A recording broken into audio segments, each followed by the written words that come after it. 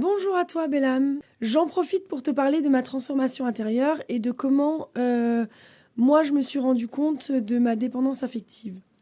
Donc pour cela, je vais te raconter un peu la relation qui a fait que je me suis rendu compte de cette dépendance à l'autre. Donc en fait, cette relation, elle a débuté euh, toujours un peu d'une manière toxique, c'est-à-dire que on a entretenu une relation à peu près de plusieurs années où on avait une espèce d'ambiguïté, où on se comportait comme si on était un couple.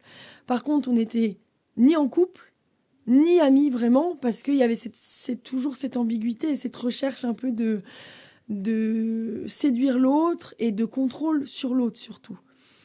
On a alterné entre des moments où on se disputait, où on était un peu en séparation, et des moments où on était un peu en fusion, où il y avait que cette relation qui existait, quoi. Donc il y a un moment où moi j'ai décidé de partir pour fuir la relation, vraiment, parce qu'on était à ce moment-là en séparation, si vous voulez, ou en tout cas on se parlait plus. Donc moi j'ai décidé de partir parce que ça devenait trop toxique pour moi. Donc j'ai décidé de déménager à l'autre bout de la terre. Non, à l'autre bout de la France, excusez-moi. À l'autre bout de la France. Et à ce moment-là, lui est revenu. Et lui a voulu qu'on s'engage dans une relation de couple. Donc ce qui veut dire relation de couple. Et comme moi j'avais déménagé, relation à distance. Donc ça a encore plus renforcé la relation toxique où on se voyait plus du tout, où on se voyait une fois par mois et encore parce que lui avait des problèmes perso. Donc en fait, on se voyait très peu de temps pendant le week-end, on se voyait.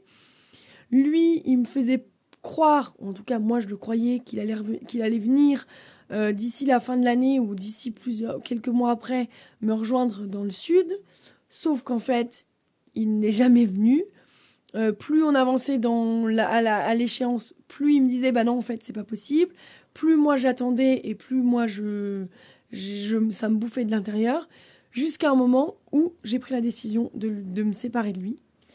Mais réellement, c'est-à-dire acter, ne plus parler, ne plus répondre à ses messages et tout.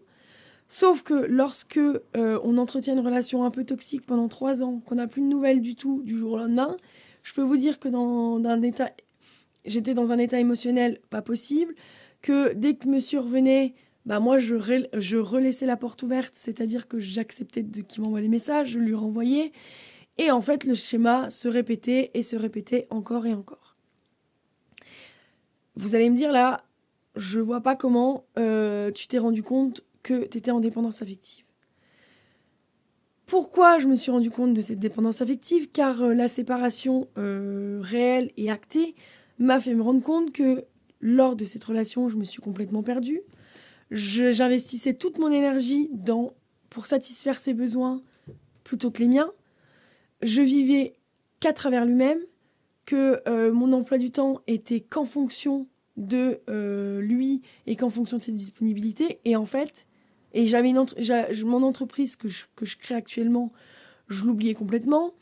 Et j'étais heureuse que quand il m'accordait un minimum d'intérêt.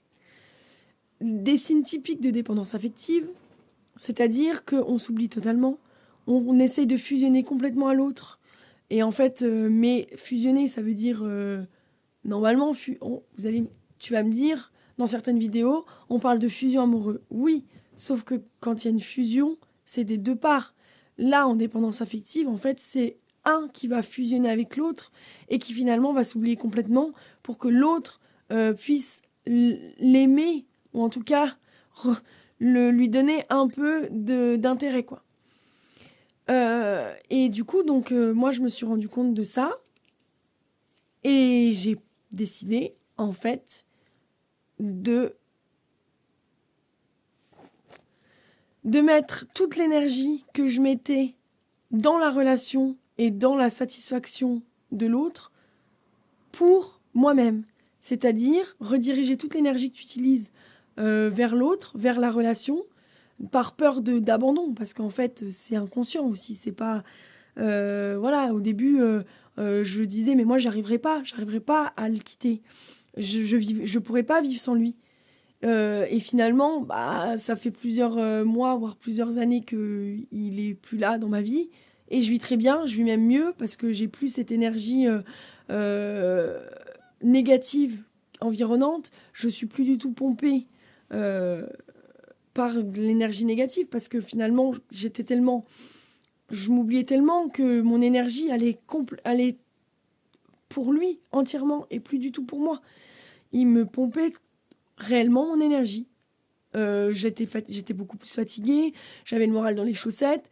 Après, là, je suis pas en train de dire que je suis une victime. C'est-à-dire que, attention, quand on est en dépendance à l'autre, c'est parce que nous, on autorise l'autre à prendre toutes ces énergies. C'est pas l'autre qui nous pompe. C'est nous qui autorisons à ce qu'on soit pompé. Parce que ça, je veux quand même le remettre. Je veux pas, parce que je veux pas que vous pensiez que l'autre c'est tout le mal et que toi t'es toute la victime. Non, une dépendance à l'autre, c'est toi qui décides d'être dépendant à l'autre. C'est pas l'autre qui te crée cette dépendance à l'autre. C'est toi qui la crée. Ça, je veux quand même remettre les choses au clair. Tout ça pour te dire que quand j'entendais dépendance affective, pour moi, j'y étais pas. Et en fait, si, j'y étais complètement. D'ailleurs, c'est le début de ma transformation, de me rendre compte que oui, j'attendais que lui vienne, j'attendais parce que j'avais ce besoin de créer une famille, j'avais ce besoin d'avoir des enfants. Et du coup, j'acceptais tout ce qu'il me racontait, tous les mensonges qu'il a pu me raconter, toutes les attentes qu'il a pu me dire, pour créer ce que je voulais, c'est-à-dire combler le vide que j'avais. Parce qu'en fait, quand on est en dépendance à l'autre, on a un vide à combler. C'est qu'on a besoin d'être aimé par l'autre. Parce que nous, on s'aime pas, en fait, tout simplement. Voilà. Voilà pour te dire que c'est possible, en fait, de se détacher de cette dépendance à l'autre.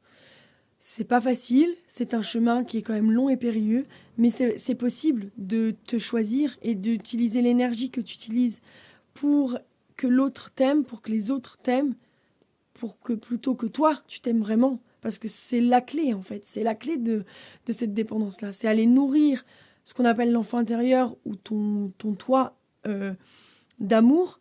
Et quand ce toit ou cet enfant intérieur sera complètement rempli d'amour, il n'aura plus besoin d'aller chercher l'amour de l'autre côté. Il sera comblé lui-même, donc il pourra partager une relation avec quelqu'un sur le même pied d'égalité. Il sera plus le vampirisme, le vampire qui a besoin d'amour et qui donne à n'en plus finir. Non, il sera d'égal à égal et il partagera l'amour avec l'autre, mais d'abord il se priorisera en fait. Voilà une petite vidéo sur comment moi je me suis rendu compte que j'étais dépendante. Je te laisse sur ça et je te souhaite une bonne journée et une belle pleine lune. Bisous!